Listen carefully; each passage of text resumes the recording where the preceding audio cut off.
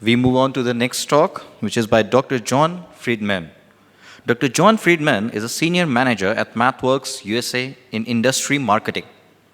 Dr. Friedman leads a team of industry experts focused on helping leading companies in the aero DF and auto industries adopt model-based design through sharing of best practices. He has authored over 50 papers and articles on modeling and model-based design and also holds an MBA from the University of Michigan. Please welcome Dr. Friedman. And the topic, thank you. And the topic is Bridging the Systems Engineering and Model-Based Design Gulf.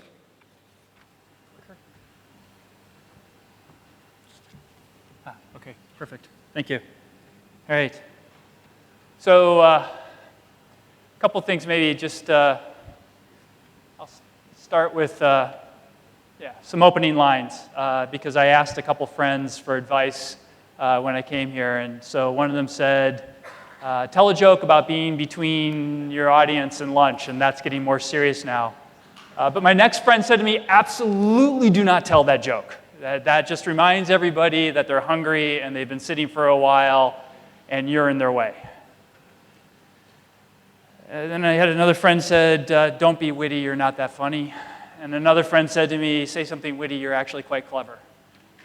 So what I reminded myself is that I'm constantly trying to do exactly the opposite of whatever I think my advice to myself is. So with that in mind, let me tell you a little bit about where to begin and where MathWorks is beginning. So you've heard some really great talks today. And I would say MathWorks is sort of humbly beginning this journey. Myself, maybe a little bit about me, I spent 10 years at Ford Motor Company. I had system engineer on my title several times while I was there. I would call myself a system integrator way more than I would call myself a system engineer. I think I found the last presentation inspiring and humbling and something I only wished we had done. And then I've been at MathWorks for about the past 15 years where we've used analytical modeling techniques to help engineers integrate things together. And so that's where we'll begin, which is the facts that we've heard today, which is that complexity is increasing. This is a simple fact. And the idea is that we'll use models to attack and deal with this complexity. But then there's a question, and this is something that actually maybe over beer or something that we spend a lot of time asking ourselves, which is, what is a model? And how do we connect sort of these abstract models or less detailed models to the eventual detailed models that go to implementation? And maybe equally important, when we have a bunch of these models that are our artifacts and our IP and the things that we sell, how do we combine them together and explore the next iteration of whatever the thing is that we're building or want to build? So I've always liked this saying that the journey of 1,000 miles begins with a single step. And for MathWorks, our journey begins with detailed models. So I will assume most people are familiar with MATLAB and Simulink, and that's also a very humbling experience being a part of a team that develops that. And so for a number of years, we started here, and we said, system engineering is all about building better detailed models and running lots of simulations. And I thought the last question that got asked and answered was really great because somebody asked, how do you connect that, how do you do all this design work on these very detailed models? And the answer that we finally arrived at recently was you don't. Actually, these detailed models aren't the beginning or the end. They're part of that journey. And for a number of years, we had sort of built this wall where we had said, this is where the world is. It's in a detailed model where you can push play and you can simulate. In fact, I went to a talk at an INCOSE conference probably 4 years ago, and somebody stood up and said, why do we model? And somebody said, we model to simulate and analyze. And he said, no. I thought, well, that's silly. Of course you model to simulate and analyze. And he said, no, you model to capture ideas, and you model to communicate, and you model to simulate and analyze. And I thought, oh, that's kind of interesting. So then we started thinking to ourselves, well, rather than building walls and sort of looking inward, how do we build bridges? How do we build bridges to the rest of the system engineering community? And how do we build bridges to architects? And what is a bridge? So one of the things we went on is a little bit of a humbling journey. The Australians call it a walkabout, and so we walked about. We went into rooms and groups of people that I would say looked at us and said, "Why are you here? We're not using Simulink." And again, that's a very humbling experience. And then we said, "Oh, well, what are you using?" And they said, "We're using whiteboards. We're using PowerPoint. We're using sticky notes." And I thought, oh, God. And then, of course, the talk that was first delivered today, which was my favorite tool that I got introduced to, we're using doors. And one thing I can tell you that I graduated with a PhD in systems engineering, and my first job, I sat down and I was given a doors license, and I was told, "You're a system engineer, load doors." And I thought to myself, 10 years of my life to load doors. And then something really interesting happens. We all decided we hated doors and we rebelled against it, and I was lucky enough to be a part of a team that built our own system engineering tool. And we were going to make it the best system engineering tool in the world. And then we discovered everybody hated the tool that we had built, and we went back to doors. So again, there are these sort of humbling concepts that you get to. And then again, we're still who we are at MathWorks, and I'm still who I am, which is in the end, you have to build something. I think you can have the greatest architecture in the world, but if you can't get it into the thing that needs to be built, that's why I love those pictures that you had at the end, which is there's something being built. And for us, the pathway into production typically goes through these detailed implementation models. And so, right now there's multiple sources of truth that are out there. And again, this sort of walkabout led us down to asking questions of, what do you need on this bridge? And so the first question we got, was traceability. We need traceability. So we built lots of traceability bridges. And then what we discovered is that the only thing that traceability allows you to do is that both sides of this bridge can yell at each other through that traceability line for the other one to fix their problem. So that wasn't quite right. And then we saw that you needed synchronization, and you needed analysis, and you needed simulation. We're like, ooh, analysis and simulation. Now we're starting to understand. So we took a step back again, and we said, okay, let's think about this architectural problem. And so we went to the source of all knowledge, Wikipedia. And we said, what is Wikipedia? What is an architecture? And they said it's a formal description that supports reasoning about the structure and the behavior. I said, okay, that's really nothing we can action. And then we went to the second sort of source of knowledge, because one of my colleagues authored this book. So Alan Moore is a colleague of mine, and we said, okay, Alan, what is an architecture? And he said, like, it's really simple. It's a framework, and you need to include concepts and terminologies and artifacts and a taxonomy, and he said a lot of other words, and we said, okay, we're getting closer. So then we took a step back, and we said, okay, let's think about this again. We know where we are, which is we want to enable implementation. We know where all these people were that we went to talk to. They're sitting at whiteboards. And the thing that they loved about the whiteboard is how easily they could quickly sketch something out, erase it, and sketch the next thing out. And then they both sides said, okay, but we also need this digital thread of traceability through requirements. We said, okay, good. What else? Because we felt like we were missing something. How do we connect these two things? How do you go from that whiteboard or that intuitive sketch to an implementation design? So there are a couple things that we noticed along the way. One is that there's analysis, and I think all the speakers today talked about that at some point you have to take that intuitive idea and you have to do analysis on it. The other most powerful system engineering tool I've used throughout my career is Excel. I was a system engineer on the Expedition and Navigator program. Expedition and Navigator is not really a global vehicle, but they're the largest SUVs. They were the second largest SUVs that Ford Motor Company made. There was an Excursion. And I used to keep this magic battery spreadsheet, which was my system engineering spreadsheet. And it was full of all the lies that every subsystem would tell me about what power they needed. And then I would rack it all up, and I would come up with my own lie, because I would also keep a battery reserve so that when the truth came out, I would have additional power from the battery to give them. And so we thought, okay, not that we need a bunch of lies or a tool to help you instantiate the lies, but we needed a tool that would allow people to do that and connect it to the graphics. And then as we've seen too, there's huge complexity and multidisciplinary, and we need to be able to handle that in a tool. So, oops, sorry, I'm going to jump ahead. All right, sorry. So then we wanted to get to what are we actually trying to do? That's not playing the way I wanted it to do. All right, there we go. So what we eventually wanted to get to was how do we take all these neat ideas and solve the system engineering problem? So we gave ourselves a sort of a task. And I work with a lot of really smart engineers, so they decided that the task that they want to do was to design a quadcopter to chase a ball around. So here we go.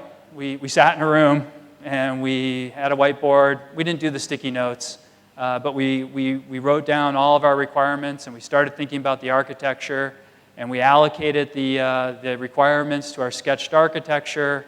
And then we discovered also that as you're doing that, you're decomposing your architecture and coming up with new requirements, and then allocating those requirements and decomposing those requirements. And we were like, oh, this is getting real. So the first thing we went back to is how do people capture requirements? And I don't know about the rest of you, but I always imagined it was some weird animal in a lab coat sitting off somewhere developing requirements and then loading them into a system. Turns out that it's actually very hard to come up with a good set of feasible requirements. And I have a lot more respect for those people. But then what you do once you've got a set of initial requirements is you need to start sketching. And the one problem with a whiteboard is there's no underlying meta model. But at the same time, you need to be able to quickly sketch up an architecture. And so we went about sort of changing the palette so that you could sketch things easier. We also heard from a number of system engineers about their dislike of some of the tools that we already offered because the tools wanted to simulate. And they're like, I'm not ready to simulate. I'm just sketching. I'm just adding componentry and ports and interfaces. And then I want to be able to allocate my requirements. And I want to be able to do that either programmatically or graphically. I want to drag and drop them. I really want you guys to think about this in terms of the way that I use PowerPoint. So we went about sort of humbly building, you could think of it as Visio or PowerPoint with a back-end meta model and a connection to requirements. Oops.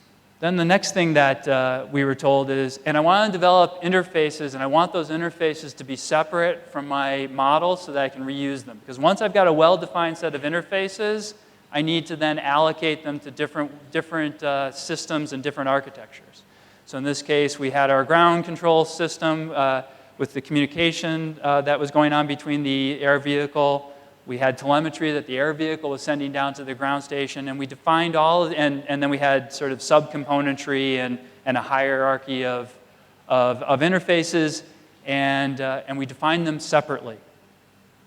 And then we want to go about essentially allocating those well-defined interfaces to our ports. And so this is the way that we started thinking about doing things. So we stopped thinking about things from the sort of very concrete, I'm building software or I'm building a simulation model, to the very abstract idea of I'm defining my components, I'm defining my interfaces, I'm looking at ports. And then we thought, how can a tool help you do this as it gets more complicated? So we sort of added a back end that as you click on the ports or click on the interfaces, it'll tell you what you've allocated and what you haven't allocated. All right. So I think the other thing that we've heard about today is that, that my friend Alan mentioned, is that this is a framework and it includes specific concepts and terminologies. And again, as MathWorks, we can't possibly know all of the specific terminologies. So you need to be able to have a way of extending this language and capturing additional properties for analysis, such as swap or budgetary constraints. And you want to capture all the parametrics. And to keep it simple, we sort of had 4 basic building blocks. We had components, ports, interfaces, and I'm forgetting one. But we needed to be able to extend these things. Oh, and abstract properties, right. And so the idea was essentially an old idea that's been out there, which is essentially stereotypes and profiles. And then we looked at the way that people want to use them, which is that we want stereotypes so that we can sort of create a hierarchy of these ideas, so that my sensor is part of my hardware, and that then I can wrap all these things up and create a profile and share it with somebody, and that I can have multiple profiles associated with the model, so that I might have a profile at my corporate level, might have the Boeing stereotype, but then the flight control team might have a different set of stereotypes or profiles than the hydraulics teams. And again, a lot of these ideas that we've come to are not new ideas. Maybe I'll take a step back. My son was going through American history, and he came home one day and he said to me, "Dad, do you know that Columbus didn't discover America? It was always there."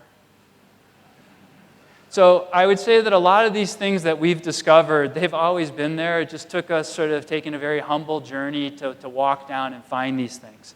So we've added these capabilities. And the thing that I would say is that in finding these things, or refinding them, or rediscovering them, we discovered sort of our roots, which is that in these custom properties, there's analyzable properties, and there are units, and there are default values, and there's so much richness in the things that you might want to eventually analyze that we got really excited and saw that there was additional value that we could provide over and above that whiteboard. Because I'll be honest, a lot of times we stared at the whiteboard and we asked ourselves, are we really making things better, or are we just creating more complexity by adding a tool to it? So I'm going to go back to my quadcopter, and so we said, okay, let's pretend that we don't already know the answer. And so we went and we said, okay, we're going to build a quadcopter. So we looked at the Crazy Fly, we looked at the Crazy Pony Mini, and we stopped for a second and said, there's a lot of craziness in quadcopters. Then we found the Paradrone, so it wasn't crazy. And we said, okay, that's good. We've got 3 options. Let's give ourselves some criteria that we have to do these trade studies around. So we want the drone to be programmable, because what fun is it to have one if you can't hack it? And then we want to minimize our payload cost. So we loaded the model with these 3 options. We then parameterized the stereotype. We created an air vehicle stereotype with particular properties, including the payload mass and the cost and the programmability of the model. And then we wrote a MATLAB function, because that's what we do at MathWorks. We write MATLAB functions to analyze things, and we looked at the payload capacity, the battery capacity, and the cost. But this time was a little bit different. We created sort of a back end where we could apply that program to an instance model. So we took our lovely system model with our 3 variants, and we created an instance of it. And the reason why we did that is we could then sort of play around with the different parameters without dirtying the existing model. And then we need to sort of select the analysis order. In this case, we're coming bottom up. You could come top down if you need to. And in this case, the Crazy Pony Mini provided the best payload per dollar. And you kind of get a quick view of the analysis that gets done. And one of the other things that we began to realize is there's a lot of different ways to view the information. I think, again, throughout the day, you've seen table views of models. You've seen block diagram views of models. And so this is one of our sort of table views of that model. But the other thing that we realized is that you might want to ask a different question, such as, what if I negotiated a better price on my crazy pony? Or what if I hacked the Parrot Mini drone? Would that change my answer? And in this case, no. But I can do that very quickly. So, and again, as I mentioned, we're just changing this instance model. We're not actually changing the underlying properties. One more bit of complexity, because we're following a plastic ball, we need a video camera. And so then we looked at 3 different options of video cameras. So we looked at a typical IP camera, we looked at a first-person video wireless camera, and then we looked at my son's favorite, which is a Raspberry Pi. And we tried to figure out where you would do the video processing. So it turns out that the processor is not strong enough on the Crazy Pony, so we had to either do ground control station video processing, or the Raspberry Pi had its own inbuilt processor. And so again, we set up a trade study and an analysis MATLAB script. This one was a little bit more complicated because we needed to determine the tolerable latency and whether the latency was going to cause an undesirable lag.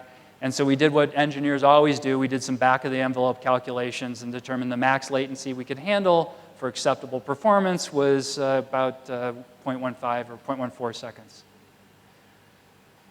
So then we did a trade study, and we ended up with 6 configurations that we could have. We had the 3 cameras, and we either had the communication over a shortwave Bluetooth, or we did a radio booster on the drone.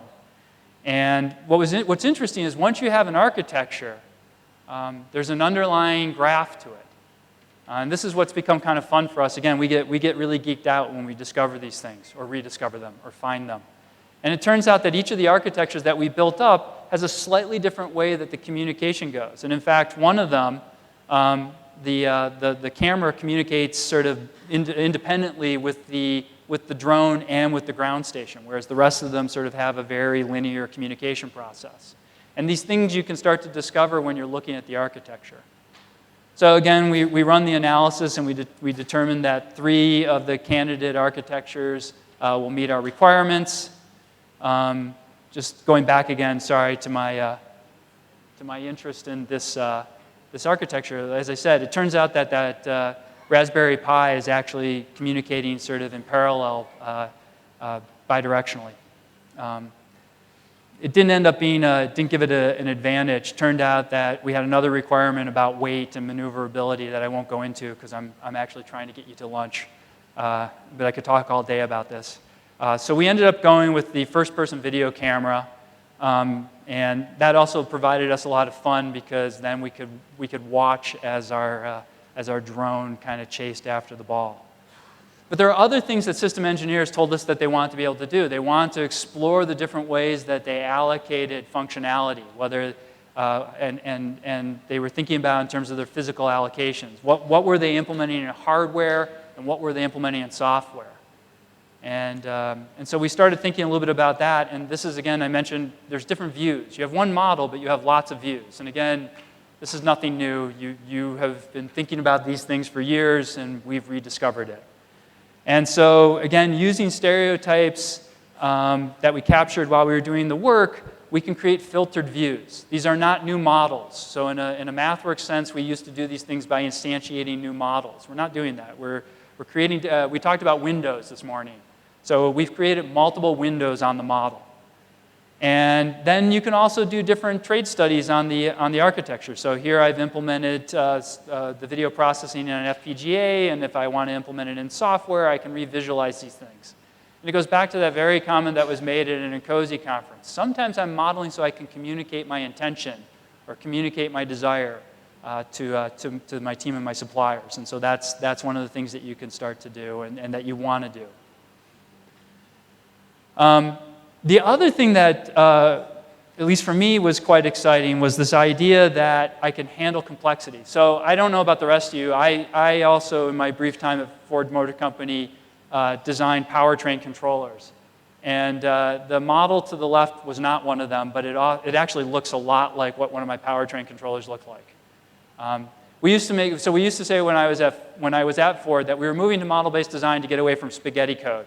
But what we went to was spaghetti models. And one of the things that we've also sort of uncovered is that you can use the same sort of filtering technology to create filtered views of your spaghetti model.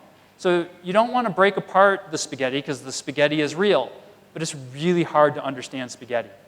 But it is easier to sort of create that filtered view, and then you might want to save these views, or I might want to create a view and hand it off and tell you, oh, I found this problem, or ooh, look at this, I've discovered that we've got a redundancy that we can get rid of or that we need.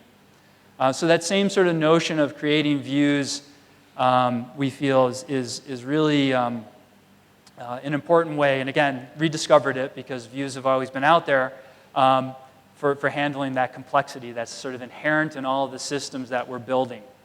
And the other thing that we find really exciting about that idea is that they can travel around with the model or they can travel around independently.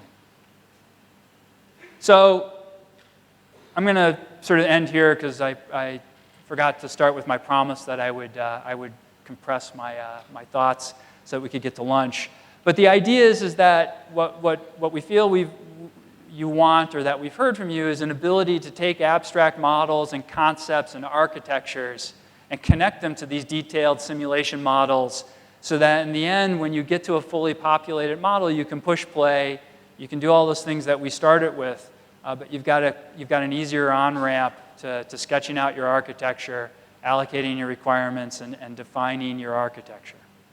And so for us, and I don't have another slide, I would say that this is the beginning of our sort of humble journey as a vendor to trying to help you as system engineers solve system engineering problems.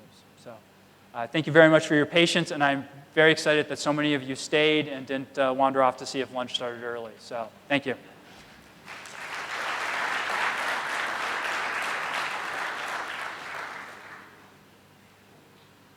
I'm okay. I can take, I'm, as they say, I'm here all weekend. So I'm here for the rest of the week. I can take questions, or if you want to get back on track, I'm also happy to help you get back on track. So.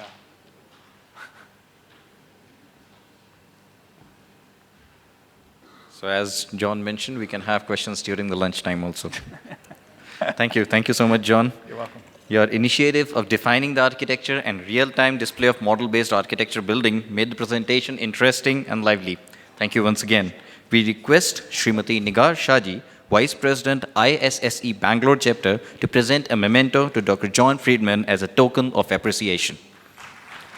Thank you very much.